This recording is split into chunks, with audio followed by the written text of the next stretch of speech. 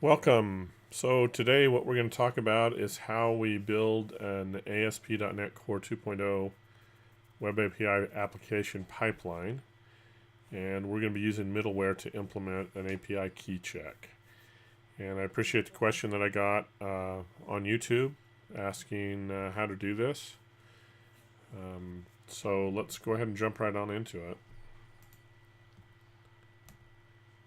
So this is just a review of what we've talked about before. You remember that the application we did before had the ability to do a check based on an API key.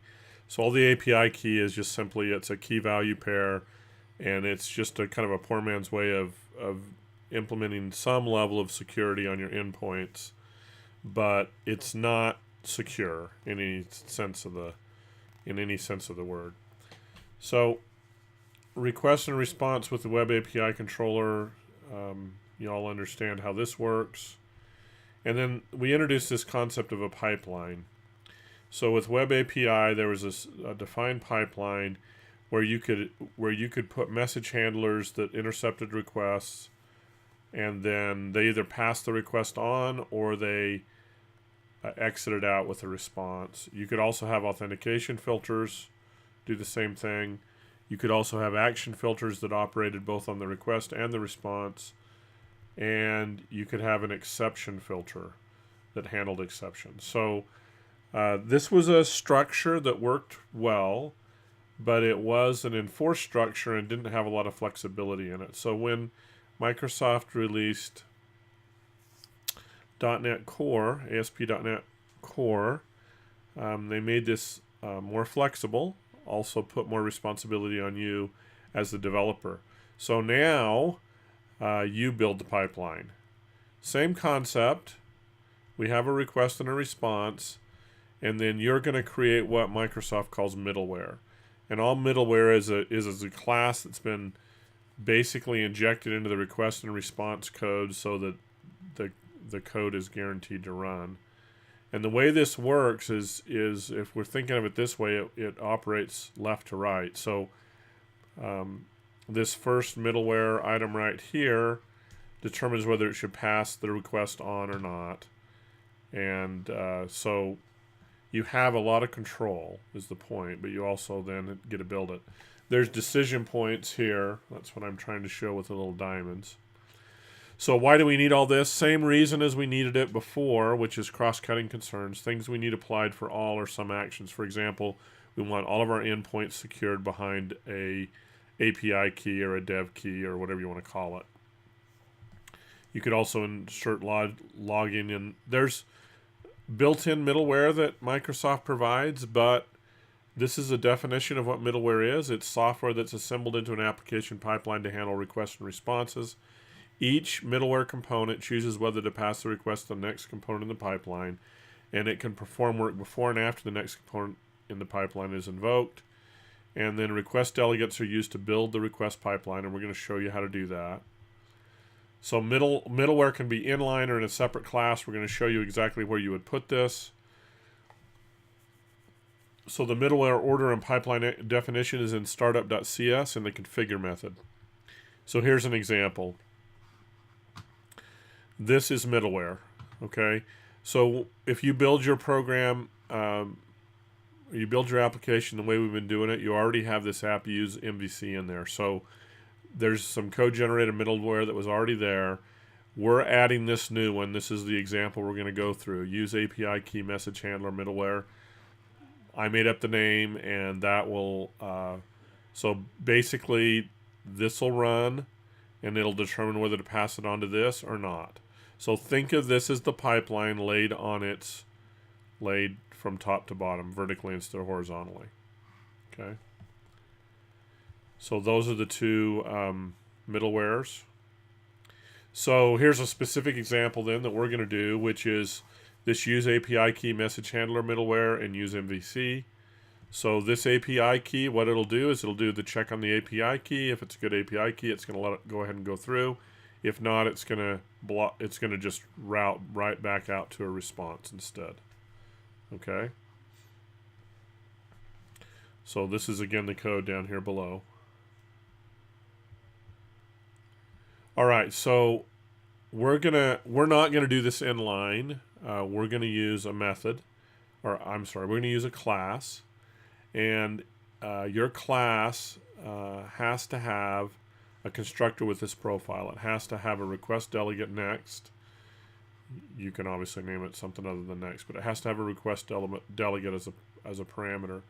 So this is constructor injection again. Is this pattern that we're seeing here? So whatever your class name is, this class also has to have an invoke method with this profile. So basically, it has to have a task invoke HTTP context. And then for our API check, we'll either call the next middleware or we will reject their request. And then we need a class to handle to add the handler extension like this. So we'll be adding this in here as well, but this is a bit of code that's got to be there to get the middleware. So with that, we're going to go ahead and build it. So I'm going to pause this while I get set up, and then we'll go through and build it.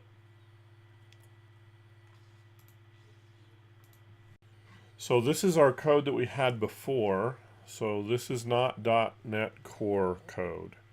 This was WebAPI 2 code, and this was our code. This was our message handler that we built, the API key message handler.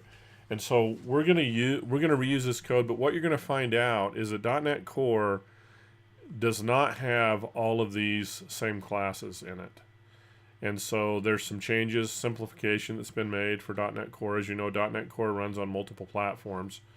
And so it really is a core part of the .NET runtime. So we are going to go ahead and get going on this. So let's jump over here. So what I'm going to start with is creating a folder for middleware. And you don't have to do this, but I'm going to do it just to keep our code organized. So we'll just call it middleware. And then in there, we're going to create a new class. So we're going to create a class, and it's going to be called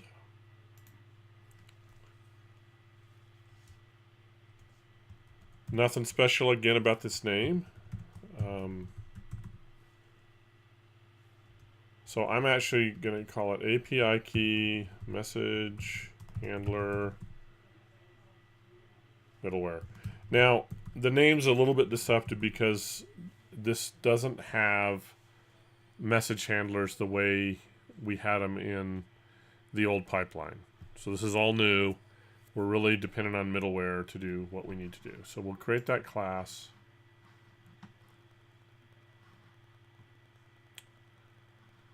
Okay, so we've got that code here. And now what we're going to do is do the basics that I just talked to you about. So we have the class, and we said that we have to have a constructor.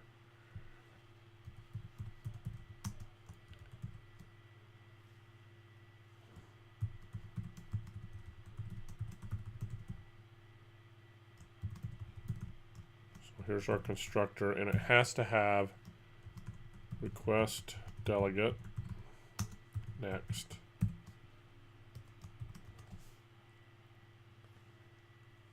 Okay, and we're going to want to get a hold of this request delegate and use it further on.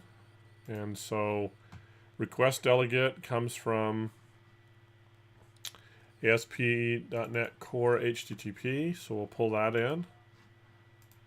And I'm going to just declare a private private data member here to hold the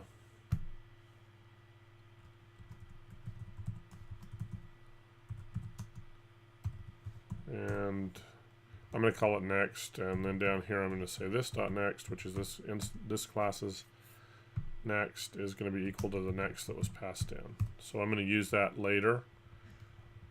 The other thing we need is we actually need our API key that we're going to use. So I'm going to do private.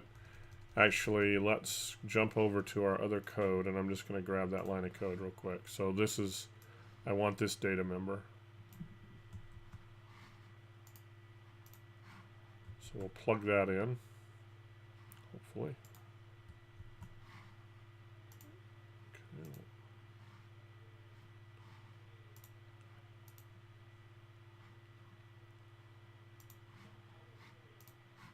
Try that again. All right, let's pull that in.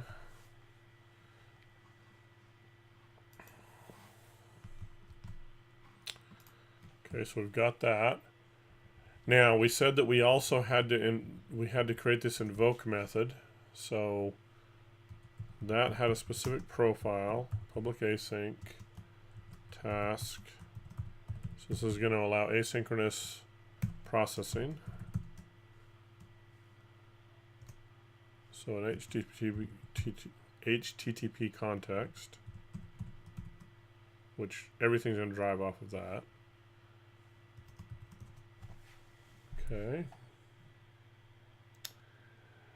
And this is where we're going to actually use the code that we had in the other one. So I'm going to grab all of this, and what you're going to see is a bunch of stuff that doesn't resolve, because this is not a, this is an async task as well.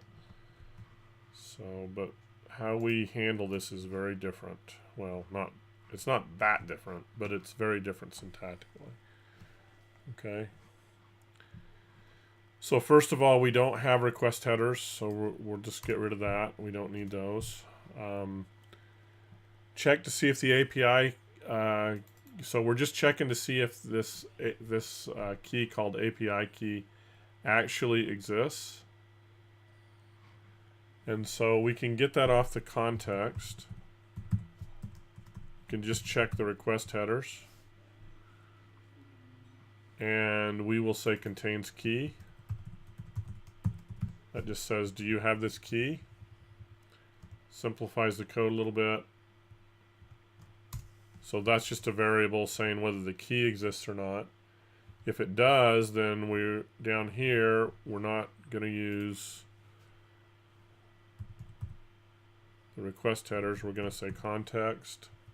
Well, we're using the request headers. We're not using that particular way of doing it.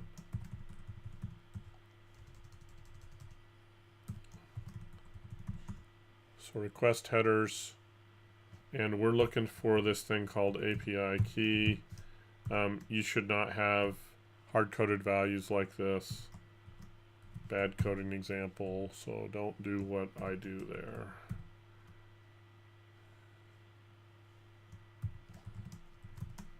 So all this is going to do is compare the value that we got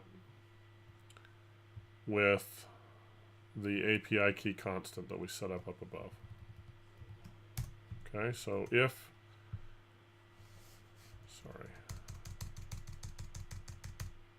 okay, so if that's true, we have a valid key. If we don't have a valid key, then this is where we're going to be doing some things that are different.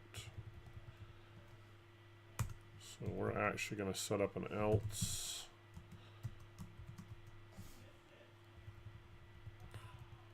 Gonna delete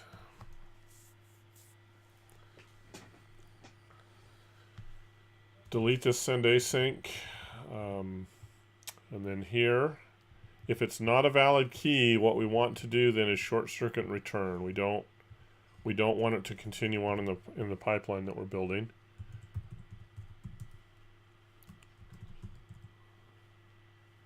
So context response. So we need to set the status code to some thing that looks like a permissions thing, and we can get that from HTTP status.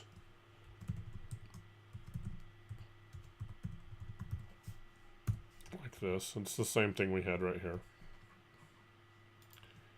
And we'll go refactor that and grab that. So we have those codes. And then what we're going to do then is we're going to do await context.response.write async. And then this is where if you wanted to send back a message of some type.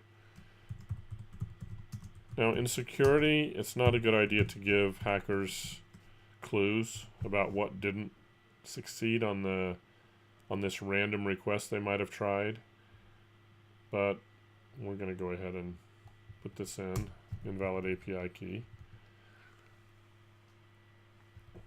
Okay, if it is successful, then what we do, this is where the pipeline comes in. What we do is we use that next delegate, request delegate that we got, and we just say invoke context. What this will do is it will pass on, it'll pass control to the next middleware. Okay, now we haven't put the middleware in yet, so I'm going to do that next. We saw an example on the slides, but now we're going to actually do this. And this is in startup.cs in the configure method. So there's this thing here that deals with using the developer exception page. This is a built-in middleware. This is built-in middleware. There's third-party middleware. There's other middleware that you can use. Pretty cool, neat way to just be able to plug these things in. Oops, there's one thing I forgot to do. Sorry. Let's go back. Get a little ahead of myself. The other thing we need to do is add a builder down here. And so let me just see where we're at. There's middleware, and we are going to put a brand new class in here. So this is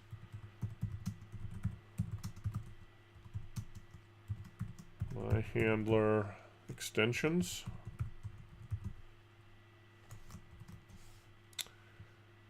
And public static. This is some code that you need to wire all this stuff together. Application builder. Use API key. Message handler. Middleware. This. Application builder.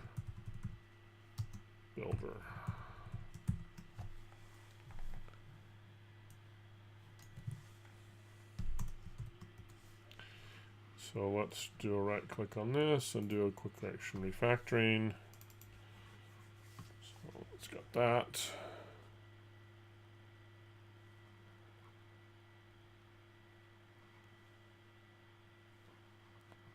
And let's see, this needs to be moved. This code needs to be right before this. That's why I can't find that. Okay, now it's happy. So return builder dot use middleware. So you're essentially wiring all this stuff up.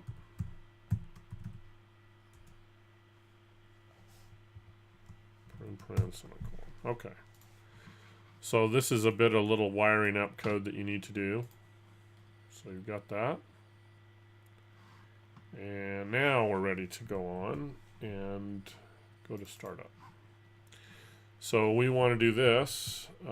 Pretty easy to do. Just simply use API key message handler middleware. Okay, and it doesn't know about that. And if we right click on this, and it knows about my middleware folder, so now we're good. Okay, so what it did was it included Core REST Server middleware up there so that we have visibility. And that's all there is to it. It's actually really simple. And now we have everything wired up. We can actually run this, and we'll try that next. Okay, so one thing I want to point out to you is you'll remember that when we first created this WebAPI .NET Core application, it defaulted a values controller in here, and when this thing launches, it fires up values. So what we would expect to see, because we now have middleware injected into everything, is because we're not passing the API key through, I would suspect that we're going to get an invalid API key message because it's trying to invoke values first.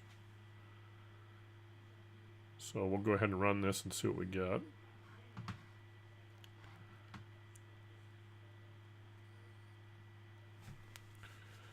So it's starting up.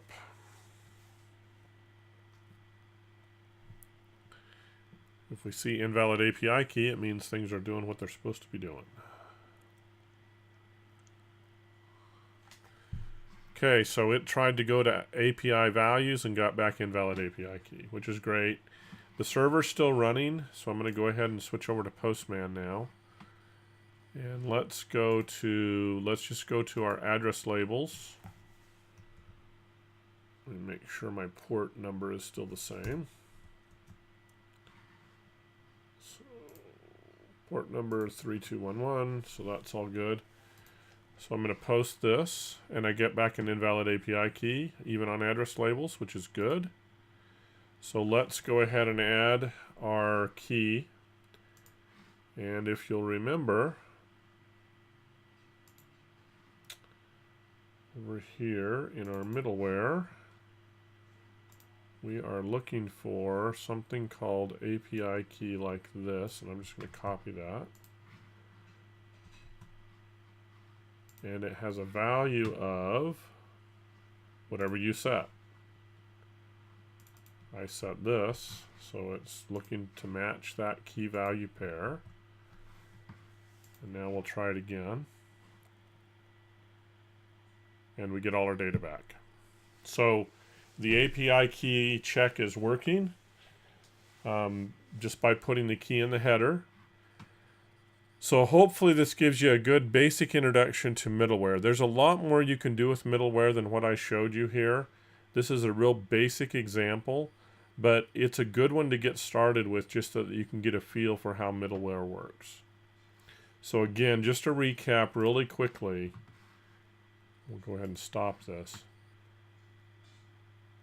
You can write your own middleware, which we did here, the API Key Message Handler middleware. And then in startup, you can just simply add these in. And if you change the order of these, it changes the order that they're executed in your pipeline. So you're actually building a pipeline right here. You're determining which things happen first in the pipeline. So if you wanted something to apply to every single request and response, you put it at the very top of the pipeline. Because the way this works is it goes through the code all the way to the controller, and then it goes back through the code in the opposite direction coming out. So the last one executed going in is the first one executing going out, and vice versa. So read more about middleware. This is a really cool feature. Really great, gives you a lot of great flexibility, and I hope that you have found this useful. Please like the video if you do like it and find it useful, and also please subscribe to the channel.